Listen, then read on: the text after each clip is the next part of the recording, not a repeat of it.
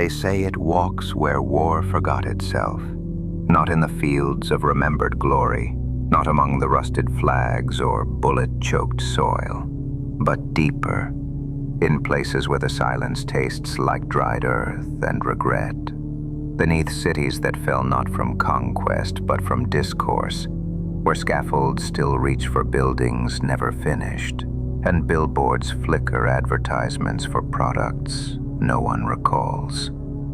There, in the stillborn veins of progress, the ghost of steel lingers. It is not a machine, not anymore, not quite. Once it had a name, a number, and a purpose, inked proudly into its chest plate by hands long turned to dust. It remembers none of it, only that it was built to kill, and now it walks to remember. He will not hear it coming. Its footsteps do not echo, they absorb. Every impact, every step draws the sound inward, like a debt being collected. The world grows quieter around it. Dogs go silent, radios hiss, glass forgets how to sing when cracked.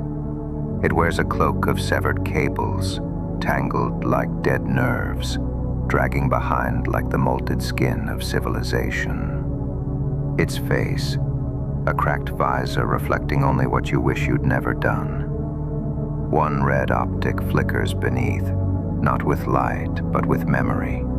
Not its own, but yours. It speaks only once, and only to the nearly broken.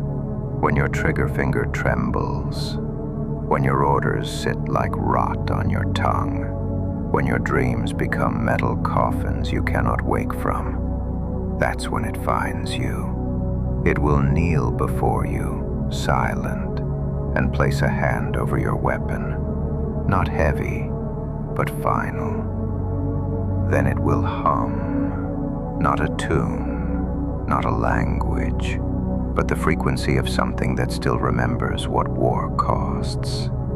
In that hum, soldiers weep.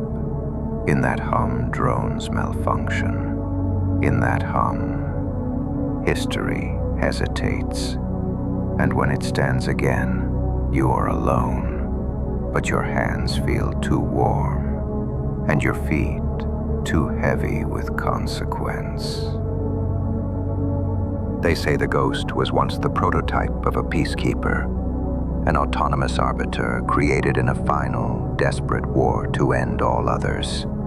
But it broke its chain of command after the last bomb fell. It walked away from victory. It buried itself in the ruins of things not worth winning. Now it walks through post-conflict zones, not with mercy, but with memory. It chose to not forgive. It chose to not forget. Instead, it chose to remind. Sometimes it leaves behind tokens, a melted dog tag, a bullet turned to dust, a severed command wire tied in a knot. Sometimes it leaves nothing but a smear of rust that won't wash off your palm. And while it has no master, at least not anymore, it still answers to the echo of every scream that went unheard in the name of progress. So if you feel cold in your bones in a place where the war is long over, if the wind tastes like solder and guilt, do not call out, do not run. Just drop your weapon and listen. The ghost of steel does not speak twice.